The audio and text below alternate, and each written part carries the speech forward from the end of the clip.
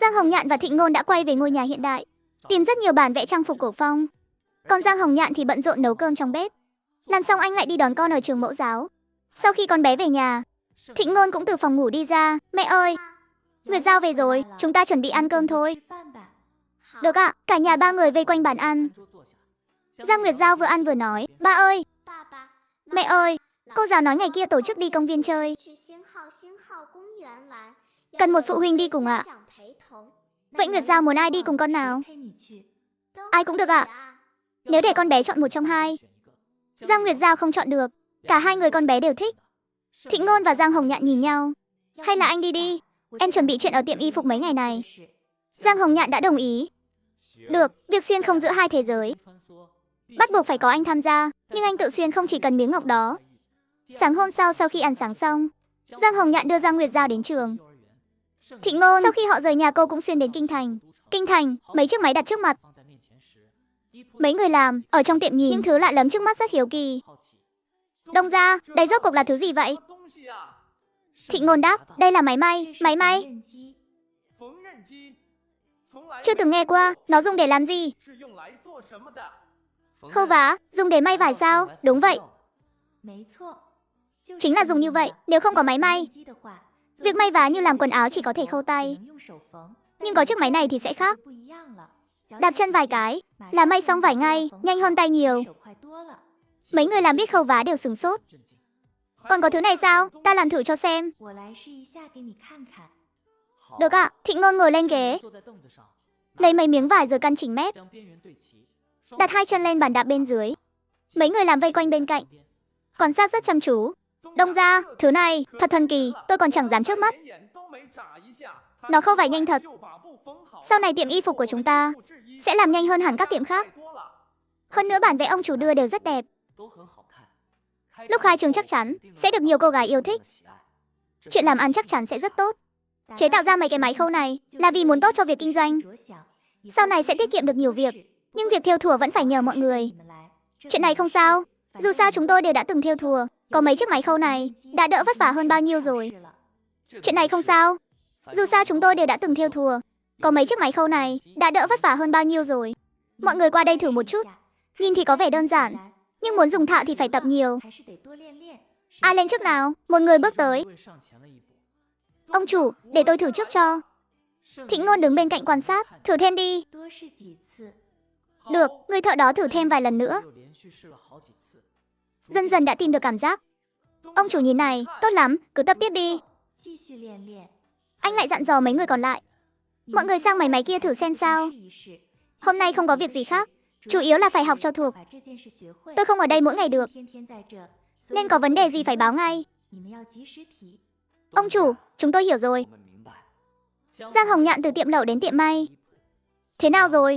Họ đã học được rồi, nhưng cần luyện thêm. Chúng ta về nhà thôi. Được. Hôm sau Thịnh Ngôn thay bộ đồ thường, lại đi ra ngoài cung. Đã khá lâu rồi từ lần trước ra ngoài. Dưới sự dẫn dắt của Thịnh Ngôn, cô ấy đi đến tiệm y phục mới mở. Anh đúng là thông minh thật đấy, ngay cả thứ này mà cũng chế ra được. Tiệm may của anh sẽ nhanh hơn hẳn nơi khác. Đâu phải do anh thông minh, anh cũng chỉ dùng bản vẽ có sẵn thôi. Thứ này không tính là do anh phát minh đâu. Biết cách vận dụng đã là rất thông minh rồi. Người khác phải mất nhiều ngày mới may xong một bộ. Có chiếc máy may này rồi, một bộ quần áo chắc chưa tới một ngày là xong. Nếu chỉ tính việc khâu vá thì không mất bao lâu. Nhưng có vài loại đồ cần thêu thùa. Quá trình này khá tốn thời gian. Dù vậy vẫn nhanh hơn nhà khác. Tiệm xà bông làm ăn tốt như thế, tiệm quần áo này chắc chắn cũng sẽ không tệ đâu. Về điểm này thì em rất tự tin. Xét về phương diện đổi mới kiểu dáng, với sự hỗ trợ của nhiều nguồn tài nguyên mạng như vậy, tiệm nhà khác chắc chắn không bì kịp. Sau khi rời khỏi y thố, Thịnh Ngôn đưa Thịnh Hành đến tiệm lẩu, cùng Giang Hồng Nhạn ăn lẩu ở hậu viện. Mãi đến sau bữa ăn, Thịnh Hành mới lên xe ngựa rời đi. Xe ngựa vừa rời khỏi con phố thì một toán người áo đen bất ngờ xông tới. Ai nấy tay năm đồ chơi sắc lẹm bao vây xe ngựa. Kẻ nào? Lăng Phong thấy vậy liền rút ngay món đồ bên hông ra. Những ám vệ bám theo bấy lâu cũng đồng loạt xuất hiện. Nhóm áo đen không nói nửa lời, mục tiêu cực kỳ rõ ràng, cứ thế lao thẳng về phía xe ngựa. Võ công của Lăng Phong và đám ám vệ đều không hề yếu. Trong ánh thép lóe lên, mấy tên áo đen đã lăn ra đằng xuất. Giao tranh chỉ trong chốc lát, hầu hết bọn hung thủ đều đã bị xử lý sạch sẽ. Chỉ còn một tên đang quỳ dưới đất. Món đồ chơi trên tay hắn đã bị đánh rơi. Hắn không còn khả năng chống trả. Lăng Phong định tiến lên tra hỏi. Tên áo đen đó liền cắn thuốc tự đằng suốt ngay lập tức. Nhất định phải tìm ra kẻ chủ mưu đứng sau. Ám vệ nhận lệnh và lập tức đi ngay. Bệ hạ, chúng ta cần hồi cung sớm nhất có thể. Thịnh Hành gật đầu. Trở về ngự thư phòng. Thịnh Hành nhớ lại chuyện trên đường đi. Không khỏi nảy sinh nhiều suy đoán. Kẻ muốn lấy mạng ngài lần này có thể là người của hoàng tộc Thịnh gia, càng có khả năng là người của nước Lý. Đa số binh lính nước Lý đều đã đầu hàng. Hoàng đế và vị hoàng tử được trọng dụng nhất hiện vẫn chưa rõ tung tích. Thịnh Hành cảm thấy đám người áo đen gặp lần này rất có thể liên quan đến bọn họ. Có tung tích của Kỳ Hằng chưa? Tạm thời chưa có, đã phái thêm người đi tìm. Nhất định phải tìm được bọn họ. Trẫm nghi ngờ đám người áo đen đêm nay là do chúng phái đến. Thánh chủ đã đăng xuất, cái mắt trong cung đã bị nhổ sạch. Những vị hoàng huynh hoàng đệ còn lại cũng đang bị giám sát chặt chẽ. Bọn họ tạm thời chưa có động tĩnh gì, nhưng hoàng tử nước Lê là Kỳ Hằng thì khác. Giang sơn của hắn đã bị Thánh quốc đánh bại. Thân là hoàng tử lại phải chịu cảnh lầm than, sau này cũng chẳng còn cơ hội khôi phục đất nước. Trong cơn thù hận tột độ, việc phái người xử lý không phải là không thể. Tại một căn nhà dân kín đáo ở Lăng Phong, Kỳ Hằng biết tin cuộc xử lý thất bại. Hắn nổi trận lôi đình, thuộc hạ quỳ rạp dưới đất, không dám ngẩng đầu lên. Dạ. Bao nhiêu kẻ võ nghệ cao cường như vậy mà không xử lý nổi một người. Lũ vô dụng, điện hạ. Bên cạnh Thịnh Hành cũng có rất nhiều ám vệ, người nào cũng võ nghệ đầy mình. Nói cho cùng vẫn là do đám người tìm quá vô dụng. Kỳ Hằng vô cùng bực tức ngồi phịch xuống ghế. Hắn đập mạnh tay xuống cái bàn bên cạnh. Nước Lê mất rồi, hắn chỉ có thể đưa lão hoàng đế đi lánh nạn khắp nơi. Hoàng đế tuổi già sức yếu, đã ra đi ngay trên đường đi, giờ chỉ còn mình hắn cứ mãi chạy trốn thế này. Có lẽ sẽ có cơ hội sống sót, nhưng hắn không muốn sống chui lủi như một con chuột. Với sức lực mỏng manh thì tất nhiên không thể lật đổ Thánh quốc, nhưng hắn luôn muốn đòi lại chút gì đó để giải tỏa mối hận trong lòng. Ám vệ đã tìm mọi cách dò la được tin Thịnh Hành rời cung, thế là phải sát thủ đi hành động.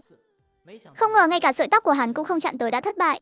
Sau chuyện này, Thịnh Hành chắc chắn sẽ cảnh giác hơn. Không thể có cơ hội thứ hai đâu. Kỳ Hằng vô cùng phiền não day chán, không biết tiếp theo phải làm sao. Cùng một phương pháp không thể dùng đến hai lần. Ngoài cửa bỗng nhiên có tiếng động. Hắn chợt mở mắt ra. Tiếng gì thế? Điện hạ đừng vội, thuộc hạ ra ngoài xem ngay đây. Người thuộc hạ đó vừa ra tới cửa, còn chưa kịp mở cửa thì một toán binh lính cảnh quốc đã xông vào. Các người là ai? Là binh lính mà dám tự tiện xông vào nhà dân sao? Tên lính cầm đầu chẳng thèm nghe hắn nói nhảm, vừa xử lý xong một đống tấu chương. Lăng Phong liền vào bẩm báo. Bệ hạ, đã bắt được người rồi. Trước giờ không tìm thấy, sao giờ lại nhanh vậy? Người đang ở cảnh quốc, chúng ta đương nhiên không dễ tìm thấy. Là phía cảnh quốc đã giao người tới. Cảnh quốc đối với trận chiến giữa Thánh quốc và Lê quốc cũng khiến cảnh quốc biết được uy lực của hỏa dược. Họ cũng rất kiêng dè. Chỉ cần Thánh quốc muốn, kết cục của cảnh quốc có lẽ cũng giống như Lê quốc vậy. Hơn nữa Lê quốc trước đó để đối phó Thánh quốc đã âm mưu kéo cảnh quốc xuống nước. Điều này khiến họ rất tức giận. Khi biết Quý Hằng bỏ trốn, cảnh quốc đã luôn giúp đỡ rà soát, vừa tìm thấy người là lập tức giao tới ngay. Thứ nhất là để trả thù, thứ hai là để lấy lòng. Dù nhìn ở góc độ nào thì cũng không phải chuyện xấu. Bệ hạ, xử trí thế nào à? Phải tìm bằng được tất cả tàn dư, dọn sạch toàn bộ, không được để lại hậu họa, hiểu chưa? Phe cánh của Quý Hằng, đám đồng bọn đó vốn chẳng làm nên trò trống gì, nhanh chóng bị tóm gọn cả mẻ. Ngoại trừ người của hoàng tộc, những người dân và binh lính khác cũng không có oán hận gì to tát. Với nhiều người mà nói, chỉ cần sống sót được là tốt rồi. Hoàng đế la, phía Thịnh Ngôn, cả gia đình 3 người đang ngồi cùng nhau, tận hưởng bữa tối ấm cúng, đang ăn giờ bữa. Điện thoại của Thịnh Ngôn bỗng reo lên, là Thẩm Tiểu Phi gọi đến. Hello, Tiểu Phi. Ngôn Ngôn, giờ bà có ở nhà không? Tôi qua nhà bà đây, Đoá Đoá gặp chuyện rồi. Chuyện gì vậy? Đến nơi rồi nói, tôi qua chỗ bà ngay. Được. Vậy ông qua nhanh đi, có chuyện gì vậy? Hình như có chuyện gì đó, cậu ấy cũng chưa nói rõ, đang qua đây ngay. Giang Nguyệt Giao bỗng ngẩng đầu lên. Chú Tiểu Phi sắp đến ạ? Đúng rồi. Vậy con để dành một cái đùi gà cho chú ấy. Cho chú Tiểu Phi. Nếu nghe thấy câu này chắc cậu ấy cảm động đến phát khóc mất. Giang Nguyệt Giao cười hì hì. Sau khi tiếng gõ cửa vang lên, Thịnh Ngôn đi ra cửa rồi mở cửa. Trông Thẩm Tiểu Phi có vẻ đang rất vội vã. Vừa vào cửa đã thở phào nhẹ nhõm. Mau lại đây ngồi đi. Được, ăn cơm chưa? Giờ này còn tâm trạng nào mà ăn cơm nữa? Tôi thức đêm thức hôm chạy thục mạng tới đây đấy. Rốt cuộc đã xảy ra chuyện gì? Mau kể cho tôi nghe đi. Thẩm Tiểu Phi vừa định nói, chợt thấy Giang Hồng Nhạn cũng đang ở phòng khách. Lời định nói lại nghẹn ở cổ họng. Giang Hồng Nhạn có thể nhận ra ánh mắt của cậu ấy, liền đứng dậy. Tôi ăn xong rồi, tôi vào phòng trước đây, lát nữa tôi ra dọn dẹp. Hai người cứ Thịnh Ngôn kéo cậu ấy ngồi xuống sofa. Rốt cuộc là thế nào? Thẩm Tiểu Phi bất lực thở dài. Có vẻ hơi khó mở lời. Tôi nói này. Tôi lỡ ngủ với một đồng nghiệp ở khoa rồi. Thịnh Ngôn giật khóe miệng. Chỉ thế thôi á? Thế này mà còn chưa nghiêm trọng sao? Bà có biết trước khi đến tôi đã nghĩ gì không? Nghe cái giọng điệu hốt hoảng của cậu, tôi còn tưởng cậu làm chuyện tác động vật lý hay phóng hỏa rồi chứ. Nhưng tôi lại nghĩ, cậu chắc chắn không thể làm ra mấy chuyện đó. Nên nãy giờ lúc ăn cơm tôi cứ lo lắng mãi. Thẩm Tiểu Phi giờ khóc giờ cười. Trí tưởng tượng của bà phong phú thật đấy. Đồng nghiệp đó còn độc thân không? Độc thân. Thế thì cậu sợ cái gì? Nhìn cậu sợ hãi như thế, tôi còn tưởng cậu ngủ với một người đàn ông đã có vợ rồi chứ. Cậu cũng độc thân. Anh ta cũng độc thân. Đều là người lớn cả rồi. Đó không phải là vấn đề đáng sợ. Điều thực sự đáng sợ là bây giờ anh ta tìm đến tận nhà tôi. Yêu cầu tôi phải chịu trách nhiệm. Bà bảo tôi phải làm sao đây? Ở nhà. Tôi cũng chẳng dám ở nữa. Chỉ đành chạy sang nhà bà lánh tạm thôi. Thịnh Ngôn cạn lời. Sao trước đây tôi không nhận ra nhỉ? Cậu cũng có tố chất làm cha nam đấy. Ngủ xong không muốn nhận trách nhiệm mà chỉ muốn chuồn. Không phải vấn đề ngủ xong có chịu trách nhiệm hay không. Quan trọng là lúc đó tôi không cố ý, không cẩn thận kiểu gì mà lại vô tình lên giường với người ta được vậy. Hay, chuyện này phải kể từ bữa liên hoan tối hôm đó. Bắt đầu từ đó, lúc ấy mọi người ăn uống rồi uống chút rượu. Sau khi kết thúc, tôi nhờ cậu đồng nghiệp đó đưa về một đoạn. Chắc là tôi cũng đến tuổi rồi. Nhìn cậu ta kiểu gì cũng thấy ngon mắt. Thế là tôi lôi người ta về nhà luôn. Sáng hôm sau tôi cũng gầu lắm. Cứ ngỡ chuyện này coi như xong xuôi. Ai ngờ cậu ta không chịu, cứ bám lấy tôi, đòi tôi phải chịu trách nhiệm. Tối nay còn trực tiếp chạy thẳng đến nhà tôi luôn. Tôi sắp điên rồi cứu mạng. Thịnh Ngôn giờ khóc giờ cười. Sao? Nghe cứ như một câu chuyện đã được lên kế hoạch từ lâu vậy. Cậu ta trông thế nào? Cũng ổn chứ? Nếu ổn thì chốt đơn đi. Chẳng lẽ cậu định cô đơn đến già thật sao? Đáng sợ quá. Tôi thực sự không muốn bước vào hôn nhân. Quan trọng là cậu ta còn kém tôi 2 tuổi. Kém 2 tuổi cũng đâu có gì to tát.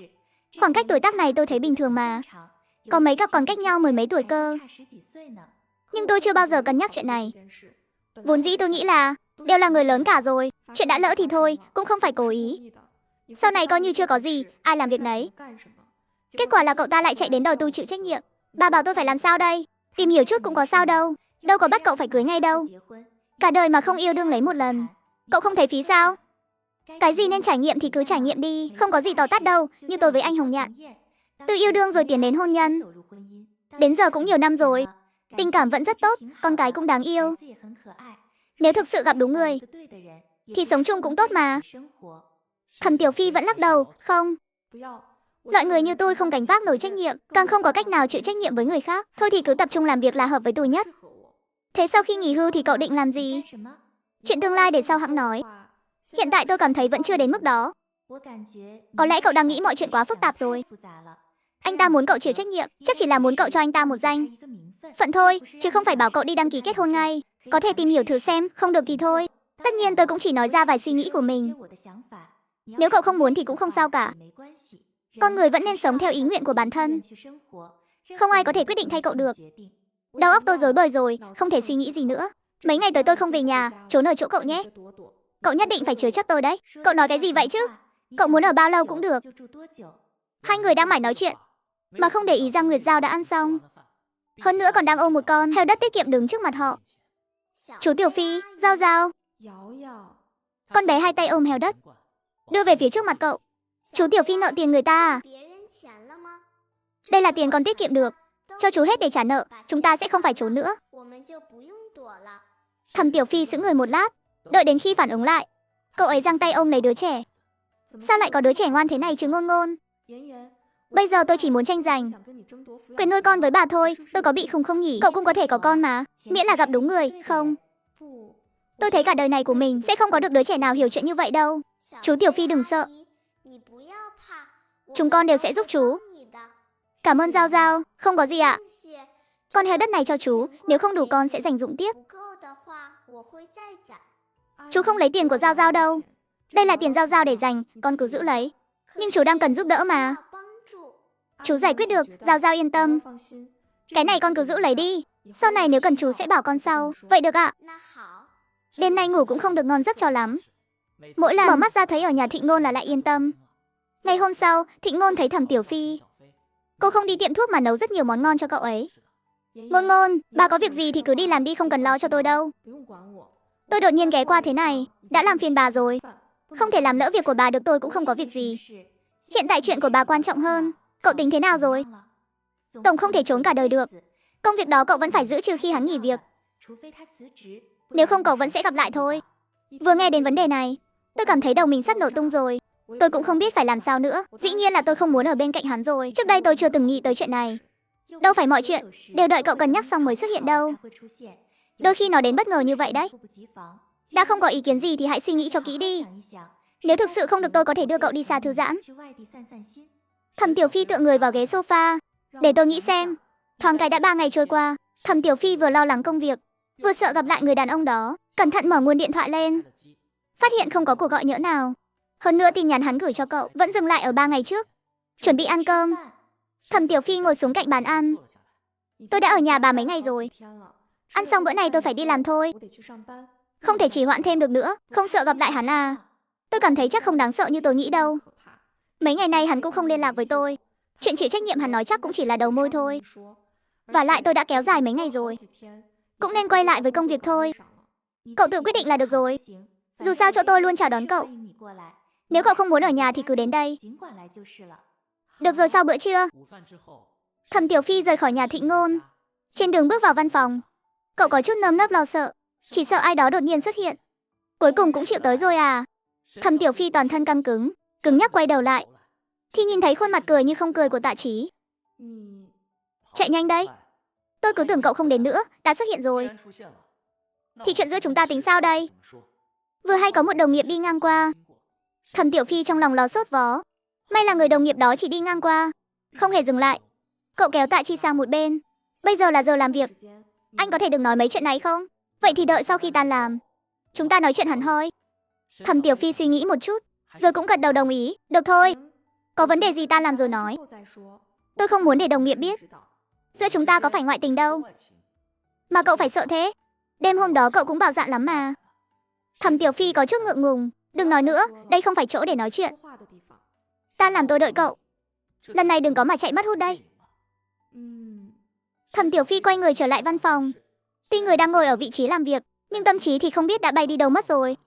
Cứ mãi suy nghĩ xem tối nay phải đối mặt với chuyện này thế nào. Cứ ngơ mấy ngày nay Tạ Chí không liên lạc, thì chuyện này cứ thế mà qua đi.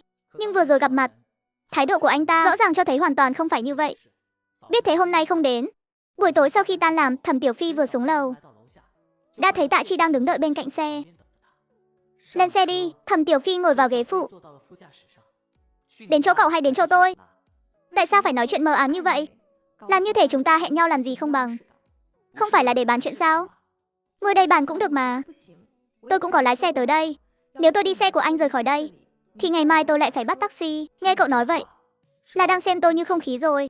Vì tối nay cậu đã ngồi xe tôi về, nên ngày mai tất nhiên tôi sẽ đón cậu. Hắn nói vậy là trong trường hợp cậu ấy đồng ý ở bên hắn, thì hắn mới đến đón cậu ấy. Nếu không đồng ý, mà cuộc trò chuyện đổ bể, Thẩm Tiểu Phi chắc chắn không muốn ngồi xe hắn. Nghe ý của hắn, hình như còn khá là tự tin rằng cậu ấy chắc chắn sẽ đồng ý ở bên hắn. Đi ăn cơm trước đã. Ăn xong rồi thong thả nói chuyện. Bất kể cậu có dự tính thế nào, tôi cũng không thể bỏ mặc cậu được. Ngày mai cũng có thể đến đón cậu qua đây. Thẩm Tiểu Phi không lên tiếng, coi như là ngầm thừa nhận. Mấy câu này của Tạ Chi xem ra cũng có chút khí độ. Cậu thích ăn gì? Ăn gì không quan trọng. Vậy tôi đưa cậu đến nhà hàng tôi từng ăn trước đây. Tôi thấy hương vị khá ổn, đưa cậu đi nếm thử. Sao cũng được, vì chuyện vẫn chưa giải quyết xong. Bữa ăn này cũng chẳng mấy tự nhiên. Kết thúc xong, hai người tìm một chỗ ngồi xuống.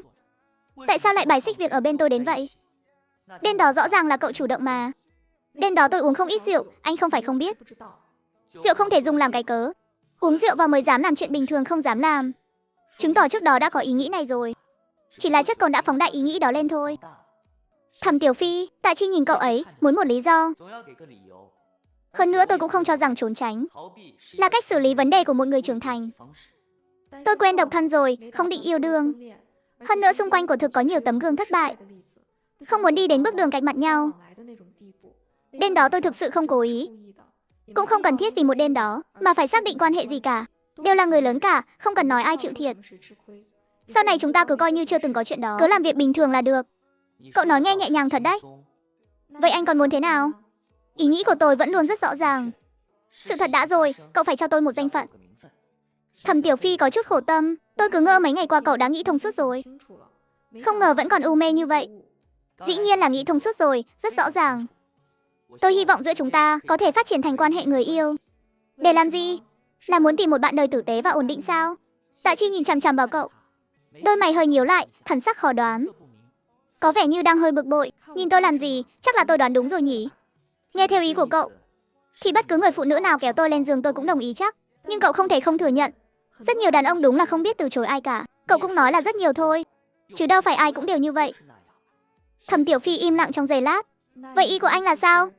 Hôm đó cậu uống say rồi bảo tôi đưa về. Cậu nghĩ rằng bất kỳ người phụ nữ nào đưa ra yêu, câu đó tôi cũng sẽ đồng ý sao? Trong công việc thì cậu khá thạo việc đấy. Sao cứ đến chuyện tình cảm thế này? Lại chậm chạp vậy. Lời đã nói đến nước này, tôi có tâm ý gì mà cậu còn không hiểu sao? Tim Thẩm Tiểu Phi đập thình thịch. Ý anh là từ trước đó đã thích tôi rồi, cuối cùng tôi cũng biết rồi. Anh bị bệnh à? Sao lại thích tôi? Thích cậu mà gọi là bị bệnh sao? Vậy thì tôi đúng là bệnh nặng lắm rồi. Tôi thật sự không hiểu tại sao. Làm gì có nhiều tại sao đến thế. Việc gì cậu cũng có thể hỏi tại sao. Nhưng thích một người thì làm gì có lý do tại sao. Anh ấy cũng không thể giải thích rõ hai chữ này. Đại khái là có cảm giác thôi. Cảm giác này chưa từng tìm thấy ở bất kỳ ai khác, nên mới bám lấy cậu ấy để cầu một kết quả. Lúc này lòng Thẩm Tiểu Phi đang rất rối bời. Gặp mặt là để nói cho rõ ràng. Giờ thì càng lúc càng rối thêm. Nhận ra sự đấu tranh trong ánh mắt cậu ấy. Tạ Chi dẫn dắt. Tôi chỉ muốn xác nhận quan hệ người yêu với cậu. Cũng không ép cậu phải kết hôn ngay. Quyền lựa chọn nằm trong tay cậu. Đúng là có rất nhiều trường hợp thất bại, nhưng không phải ai cũng như vậy. Người hạnh phúc cũng nhiều mà. Nếu trong quá trình tìm hiểu sau này, cậu có bất kỳ điểm nào không hài lòng về tôi, hoặc đến mức không thể cứu vãn được nữa, tôi sẽ không bám giết lấy cậu đâu. Hy vọng cậu có thể cho tôi một cơ hội. Thẩm Tiểu Phi không trả lời. Tạ Chỉ cũng không gượng ép anh nữa. Không còn sớm nữa. Tôi đưa cậu về trước, cậu cứ cân nhắc đi nhé. Sáng mai tôi qua đón cậu. Kể cả cậu không đồng ý, tôi vẫn sẽ đến đón. Anh ấy gật đầu. Về đến nhà liền gọi video cho Thịnh Ngôn. Thịnh Ngôn cũng rất quan tâm đến chuyện của anh. Hôm nay đã đi làm rồi, hai người chắc chắn sẽ gặp nhau. Đột nhiên nhận được video của anh, có lẽ là vì chuyện này đã có tiến triển. Thế nào rồi? Tối nay nói chuyện với anh ta chưa? Là mình thấy hơi đắn đo. Có gì mà phải đắn đo đâu. Cứ vạch rõ giới hạn với anh ta cho xong. Chuyện này... Thịnh Ngôn nhếch môi cười. Trong lòng cậu đang nghĩ gì, chính cậu chắc cũng hiểu rõ rồi. Cũng không thể vì sợ hãi những hậu quả chưa chắc đã xảy ra mà lại đi từ chối mọi thứ. Yêu đương chứ có phải kết hôn đâu, có thể chia tay bất cứ lúc nào. Chỉ cần đừng để có em bé là dễ giải quyết hết. Thẩm Tiểu Phi thở phào nhẹ nhõm. Nghe bà nói vậy, hình như cũng không đáng sợ lắm. Tôi cũng chỉ nói dựa trên kinh nghiệm của mình thôi. Mấy lời này ấy mà. Cụ thể như thế nào, cậu phải tự mình trải nghiệm mới biết được. Dạy người ta thì giỏi lắm. Sao chuyện rơi vào mình lại không nhìn thấu được vậy? Vậy hay là mình thử xem sao? Được đó. Gia đình anh ta thế nào? Bố mẹ đều là giáo sư đại học. Kinh tế không thành vấn đề. Giữa các đồng nghiệp, tình hình cơ bản của nhau đều nắm rõ cả rồi. Thế thì tốt quá. Cũng không phải là mình ham tiền của người ta, nhưng những người có điều kiện gia đình tốt sẽ không nhòm ngó tiền của cậu đâu. Sau này dù không ở bên nhau cũng không có tổn thất gì. Hơn nữa, hai người còn là đồng nghiệp mà, chắc cũng có nhiều chủ đề chung để nói. Trong quá trình bên nhau cũng không thấy quá nhàm chán. Đúng là như vậy. Nếu cậu đã quyết định rồi thì đừng đắn đo nữa. Nghỉ ngơi sớm đi. Mấy ngày nay ở nhà tôi cậu đều ngủ không ngon. Hãy ngủ bù một giấc thật tốt đi. Ngủ không ngon cũng là do vấn đề của tôi. Trong những chuyện khác tôi chưa từng phàn nàn như vậy. Chủ yếu là chuyện tình cảm. Đôi khi rất dễ khiến người ta mông lung. Tôi hiểu mà. Sau khi tắt video, Giang Hồng Nhạn cũng vừa tắm xong. Anh mặc áo choàng tắm bước lại gần. Em đang gọi điện cho Thẩm Tiểu Phi à? Đúng thế. Chuyện của hai người họ thế nào rồi? Chắc cũng ổn rồi chứ? Thật ra bên trong cậu ấy cũng khao khát một mối quan hệ thân mật, nhưng lại sợ những giao tiếp cảm xúc quá sâu sắc. Bấy lâu nay luôn tỏ ra mạnh mẽ độc lập, thực chất sâu trong lòng lại rất thiếu cảm giác an toàn. Quen biết mười mấy năm, tôi rất hiểu Thẩm Tiểu Phi. Cả hai đều rất rõ về nhau. Đối với người đồng nghiệp đó, bình thường chắc cậu ấy cũng không phải là không có chút tầm ý nào. Nếu không cũng chẳng nhân lúc uống rượu mà kéo người ta về nhà. Mê mơ, không còn sớm nữa, ngủ sớm thôi, mê mơ. Thịnh Ngôn mấy ngày không xuất hiện ở tiệm vải. Khi quay lại lần nữa, các gia nhân thấy cô đến liền nở nụ cười rạng rỡ. Đông gia, cô đến rồi. 2 ngày nay việc làm ăn thế nào? Gần đây tôi có chút việc bận nên không ghé qua xem được. Rất tốt ạ, chúng tôi ngày nào cũng chăm chỉ may đồ. Nhưng khách đông quá, làm không kịp bán. Đúng vậy. Họ rất thích chương trình mua 2 tặng 1. Có người còn mua một lúc 5 bộ, chỉ để được tặng thêm 3 bộ đó. Váy áo nữ bán chạy nhất. Khách đến mua đồ đa số cũng là nữ giới. Đồ nam cũng bán được, nhưng so ra thì vẫn ít hơn một chút. Thịnh Ngôn đã hiểu rõ tình hình. Mọi người vất vả thêm chút nhé. 7 ngày sắp kết thúc rồi. Đông gia yên tâm, chúng tôi không thấy vất vả đâu. Đồ mình làm ra được khách hàng yêu thích. Chúng tôi cũng thấy rất vui. Thịnh Ngôn thấy bên này không có vấn đề gì, lại ghé sang tiệm bên cạnh một chuyến. Cửa hàng gần nhau có nhiều lợi ích, tiện đường ghé qua, có thể xem qua tình hình của cả hai tiệm. Không cần phải đi quá xa. Đông gia cô đến rồi ạ. Mê mơn, việc làm ăn ổn chứ? Mấy ngày nay không có chuyện gì, mọi thứ đều ổn. Mấy vị phu nhân tiểu thư đó thích xà phòng của chúng ta lắm. Có một vị khách còn nói là mua về chỉ để trong phòng trưng bày chứ không dùng. Chỉ cần ngửi thấy mùi hương thôi là đã thấy vui vẻ rồi. Chỗ nào thiếu hàng thì mau chóng bổ sung vào. Đông gia yên tâm, hậu viện đã làm thêm rất nhiều xà phòng rồi. Đang phơi khô, xong xuôi chúng tôi sẽ mang qua ngay. Theo yêu cầu của bà, cứ cách vài ngày chúng tôi lại làm một mẻ, đảm bảo kịp để bán. Sau khi xem xét xong cả hai cửa hàng, cũng không thấy có vấn đề gì. Chuyện làm ăn đều rất bình thường. Thịnh Ngôn không ở lại lâu mà đi thẳng đến quán lẩu. Về phía Thịnh Hành, sau khi xử lý xong một số tấu chương, tiểu thái giám mang mời mấy bức họa nữ tử đến, đặt trước mặt anh ấy. Hoàng thượng, xin mời người xem qua. Anh ấy nên nạp phi rồi, dù sao cũng đã đăng cơ được một thời gian. Mối đe dọa lớn nhất là Lê Quốc đã được giải quyết. Hiện tại cuộc sống của bách tính tương đối ổn định. Cũng đã đến lúc anh ấy nạp phi, để lại hậu duệ, cho Giang Sơn đại thánh có người kế vị. Anh ấy lật xem từng bức họa, tiểu thái giám đứng bên cạnh giới thiệu thân thế của từng người. Suy nghĩ rất lâu, cuối cùng chọn ra 6 người từ 10 mấy bức họa đó. Cũng lần lượt ban cho tước vị phù hợp. Ngôi vị hoàng hậu tạm thời chưa định. Vị trí này có quá nhiều vấn đề cần cân nhắc. Đức hạnh cá nhân và bối cảnh gia thế đều rất quan trọng. Xem xong, Thịnh Hành đặt những bức họa đó xuống. Cứ thế đi, rõ. Tối hôm đó, Thịnh Hành đến nhà Thịnh Ngôn, định ăn cơm cùng mọi người. Tiếp theo là 2 ngày cuối tuần, anh ấy cũng sẽ ở lại đây cùng họ. Có thêm một người, nên buổi tối đương nhiên nấu thêm vài món. Gần đây bận lắm sao? Cũng ổn. Việc triều chính mỗi ngày đều xử lý xong xuôi, cũng không tính là quá mệt. Hôm nay vừa mới nạp vài phi tử. Sao trông anh có vẻ không được vui lắm vậy? Không hẳn là vui, cũng không hẳn là buồn. Anh là quân chủ của Giang Sơn Đại Thánh. Anh không còn thuộc về chính mình nữa. Chỉ vì Giang Sơn là nhiệm vụ, nối dõi tông đường cũng là nhiệm vụ. Không hoàn thành được là có lỗi với liệt tổ liệt tông đó. Thực ra anh rất ngưỡng mộ em. Có thể ở bên một người, cùng nhau sống những ngày tháng bình dị mặn nồng, làm chút kinh doanh cũng kiếm được bộn tiền. Như vậy là tốt lắm rồi. Thịnh Ngôn cũng thấu hiểu gánh nặng trên vai anh. Quân chủ của một nước, nghe thì có vẻ trí cao vô thượng, nhưng trách nhiệm gánh vác lại càng nặng nề hơn. Mỗi quyết định đưa ra đều có thể liên quan đến bách tính muôn dân. Muốn làm một vị vua tốt không phải chuyện sớm chiều. Anh cũng có thể mà. Có lẽ vậy, anh tính rồi, trong 15 năm tới chắc là không thể. Muốn chút bỏ gánh nặng, phải trị vì Thịnh quốc tốt hơn nữa. Còn phải đảm bảo thái tử đủ năng lực tiếp quản Giang Sơn. Khi điều kiện đó đạt được, anh mới có thể yên tâm buông tay. Em hiểu ở vị trí này anh không hề dễ dàng. Có rất nhiều việc cần phải làm. Anh cũng rất lo lắng sẽ phụ sự ủy thác của phụ hoàng. Sau này có bất cứ việc gì cần, em sẽ dốc hết sức giúp anh. Giang Hồng Nhạn khẽ nở nụ cười, gật đầu. Được, có sự ủng hộ của người thân nhất, khiến anh cảm thấy mình không phải kẻ cô độc. Tiệc thưởng cúc mỗi năm một lần sắp bắt đầu. Các cung nữ và thái giám trong cung đều đang bận rộn chuẩn bị cho buổi tiệc. Giang Hồng Nhạn cảm thấy trong ngự thư phòng hơi ngột ngạt nên định ra ngự hoa viên ngồi một lát. Vừa đến gần thì nghe thấy tiếng tranh cãi của nữ tử phía trước. Thái giám đi cùng định tiến lên thông báo hoàng thượng giá đáo, nhưng Giang Hồng Nhạn giơ tay lên ngăn tiểu thái giám đang định tiến về phía trước. Tiểu thái giám đành lùi lại phía sau anh ấy.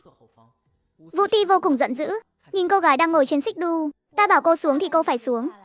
Chỗ này ta nhìn chúng rồi. Cô gái trên xích đu không mấy vui vẻ. Rõ ràng là tôi đến trước mà. Cô đến trước thì đã sao? Ta đã nhắm trúng cái gì thì phải đưa cho ta. Ngươi tính là cái thớ gì chứ? Mà dàn đầu với ta, cha ta chính là đại tướng quân Uy Vũ đấy. Hoàng thượng sở dĩ có thể ngồi vững trên ngai vàng đều là dựa vào các võ tướng cả đấy. Nếu không có võ tướng trấn giữ biên ải đánh chiếm thiên hạ, thì làm gì có được triều đình yên ổn thế này. Bách tính làm sao có được ngày tháng ấm êm. Công lao của ông ấy lớn tựa trời xanh, đến cả hoàng thượng cũng chẳng dám không nể mặt. Ngươi mà dám không coi ta ra gì sao? Có phải là muốn đăng xuất rồi không? Mấy tiểu thái giám bên cạnh Thịnh Hành nghe thấy lời này liền quỳ sụp xuống. Đức Tần thật là ái phong quá nhỉ. Vũ Tư nghe thấy tiếng nói thì bực bội quay đầu lại. Cô ta sợ hãi vội vàng quỳ xuống. Cô ta chưa từng gặp Thịnh Hành, nhưng ngoại trừ hoàng đế, ai dám mặc đồ theo rồng chứ? Hoàng thượng vạn tuế. Những người khác cũng đều quỳ xuống đất. Ý của Đức Tần vừa rồi chính là Giang Sơn Thịnh quốc này là do Ngũ Thường tướng quân đánh hạ. Trong quân đội chỉ có một mình ông ta là công lao lớn nhất. Thiếu ông ta thì Thịnh quốc sẽ đại loạn ngay. Chấm cũng chẳng thể ngồi vững ngai vàng này nữa. Hoàng thượng, thần thiếp không có ý đó. Thịnh Hành nhướng mày. Trận chiến với địch quốc, tướng sĩ tham gia là không đếm xuể. Ngũ Thường tướng quân thậm chí còn không ra trận, càng không lập được công trạng gì. Lấy đâu ra cái gọi là công lao lớn tựa trời xanh? Hoàng thượng, thần thiếp vừa rồi chỉ là có chút nóng giận, nên mới nói mấy câu lầm lỗi thôi. Nói lầm lỗi sao? Ở trong cung này không được nói bừa. Người đâu? Đẩy Đức Tần vào lãnh cung. Hoàng thượng, thần thiếp biết lỗi rồi, không dám nữa đâu. Xin người hãy tha cho thần thiếp. Khi hai tiểu thái dám bước tới bên cạnh Vũ Tư, Thịnh Hành bỗng nhiên đổi ý. Thôi được rồi, tước bỏ vị hiệu, đưa về phủ tướng quân. Tước bỏ chức vị đại tướng quân uy vũ của Ngũ Thường. Giáng 3 cấp, bảo ông ta dạy dỗ lại con gái cho tốt. Với lại, Thịnh Quốc thiếu đi một Ngũ Thường thì vẫn cứ bình yên vô sự thôi. Vũ Tư dù sao cũng chỉ là một thiếu nữ 16 tuổi, trừng phạt cô ta cũng vội. Cô ta dám nói ra những lời này trong cung, ắt hẳn nhà họ Vũ luôn tự phụ là có công lao to lớn mới khiến hắn ngạo mạn như thế. Nô tài tuân chỉ. Ngoài chuyện này ra, hứng thú uống trà ngắm cảnh cũng chẳng còn. Người sải bước rời khỏi Ngự Hoa Viên. Võ Thường nhìn con gái mình, cái đầu bất hiếu. Cho mày vào cung để làm cái gì hả? Mày không biết trước mặt hoàng thượng phải biết nói tốt cho lão tử này sao? Chỉ toàn làm mấy việc đắc tội người ta. Giờ thì chức tướng quân mất trắng, còn bị giáng 3 cấp. Sau này biết tính sao, Võ gia phải làm sao đây? Cha, con cũng đâu có cố ý. Võ Thường có mấy mống con trai, chỉ có một đứa con gái. Mấy người anh của Võ Tứ đều không nói giúp câu nào. Con gái được đưa vào cung, rồi lại bị trả về. Đối với cả Võ gia là một chuyện cực kỳ mất mặt. Quan trọng hơn là người nhà cũng bị liên lụy theo. Hoàng thượng chắc chắn sẽ ghi thù chuyện này. Sau này vĩnh viễn không thể được trọng dụng nữa đâu. Võ Thường vẫn chưa nguôi giận. Mày nói một câu không cố ý là xong chuyện à? Lão tử vất vả lắm mới leo lên được vị trí này, tốn bao nhiêu tâm huyết. Vài câu của mày đã làm lão tử mất luôn chức tướng quân. Sao mày có thể gây ra họa lớn như vậy hả? Cha, con sai rồi, con thật sự biết lỗi rồi. Lúc đó con không nghĩ nhiều đến thế, chỉ là do tức giận nên muốn nói vài câu hù dọa người ta thôi. Không ngờ bị hoàng thượng nghe thấy. Đã vào cung rồi mà mày không biết phải cẩn trọng lời ăn tiếng nói à? Ở nhà lão tử không quản mày, nhưng hoàng cung là nơi nào? Sai một lời là bay màu như trời đấy. Mày có biết vì sự bất cẩn của mày mà cả nhà mình có thể gặp họa theo không? Nếu cha đã biết hoàng cung nguy hiểm, vậy sao còn đưa con vào cung? Tại sao à? Dùng cái não lợn của mày mà nghĩ đi. Dĩ nhiên là vì Võ gia, để sau này có thể ngồi vào vị trí cao hơn. Cho nên cha cũng chỉ là đang nghĩ cho cái nhà này thôi, chứ chẳng phải muốn con được sống tốt. Võ gia ngày càng đi lên, chẳng lẽ không có lợi gì cho mày sao? Cho mày ở bên cạnh hoàng thượng, địa vị của mày cũng sẽ cao hơn những người khác. Đây là chuyện đôi bên cùng có lợi. Nhưng con làm ta quá thất vọng rồi. Không những không làm hoàng thượng vui vẻ, còn bị đuổi về phủ. Mặt mũi của cả nhà đều bị con làm mất sạch rồi. Sao ta lại có đứa con gái như con chứ? Võ Tư cúi đầu. Võ Trường đã mất chức tướng quân, u sầu suốt nhiều ngày. Mấy đứa con trai thấy ông những ngày này buồn bực như vậy cũng lo lắng theo. Họ đã đến phòng của Võ Trường, nói với ông về chuyện tương lai. Cha, hay là chúng ta trực tiếp đầu quân cho Cảnh Quốc bỏ đi? Những lời thốt ra từ miệng con trai khiến Võ Trường giật mình. Con đang nói bậy bạ gì vậy? Đây là tội phản, quốc đại tội. Con trai cũng biết chuyện này, không phải chuyện nhỏ. Nhưng thấy cha nhiều ngày qua u sầu như thế, con cũng rất hy vọng có thể chia sẻ nỗi lo với cha. Chúng ta đã rơi vào bước đường cùng như hôm nay rồi. Nếu cứ tiếp tục ở lại Thành Quốc, sẽ mãi không có ngày ngóc đầu lên được. Đúng vậy cha, ở lại Quốc liều mạng cho Thành Quốc, sang Cảnh Quốc cũng là liều mạng cho Cảnh Quốc. Kể từ khi bên này đã không còn cơ hội nữa, thì chi bằng chúng ta đổi một nơi khác. Dù sao cha cũng từng là uy vũ tướng quân, con nghĩ Cảnh Quốc sẽ rất sẵn lòng có thêm một đại tướng. Các con đều biết cha từ trước đến nay đều là người có hoài bão, không cam chịu hiện tại, cho nên cha mới muốn đưa Tư Tư vào cung, muốn nhờ con bé để có được chút sự giúp đỡ. Nhưng hiện giờ mọi con đường đều đã bị chặn rồi. Tiếp tục ở lại đây, cả đời đừng mong thăng quan. Nhà họ Võ của chúng ta cũng chỉ đến thế thôi. Các con đã nghĩ đến hậu của chưa? Mấy người con trai đều gật đầu. Đương nhiên đã nghĩ tới rồi. Giàu sang cầu trong hiểm nguy, muốn thành đại sự, sao có thể không mạo hiểm? Chỉ cần kế hoạch chu toàn, đưa ra thứ mà Cảnh Quốc coi trọng, chúng ta sẽ không sao cả. Sau này, vị thế của nhà họ Võ chúng ta chắc chắn sẽ cao hơn so với ở Thành Quốc. Võ Trường nhất thời chưa kịp phản ứng. Hiện tại ta còn thứ gì có thể lấy ra khiến Cảnh Quốc coi trọng chứ? Cha trước đây vốn là uy vũ tướng quân, về thuốc nổ cha cũng đã từng tiếp xúc qua. Sức công phá lớn như vậy Cảnh Quốc chắc chắn sẽ muốn. Hay là cha lấy cái này làm điều kiện, đổi lấy một tương lai rạng rỡ cho Võ gia. Cha thấy sao? Vũ Trường hạ quyết tâm. Được, cứ quyết định như vậy đi. Thế thì tốt quá, chẳng bao lâu nữa đâu, chúng ta lại có thể khiến Võ gia lớn mạnh rồi.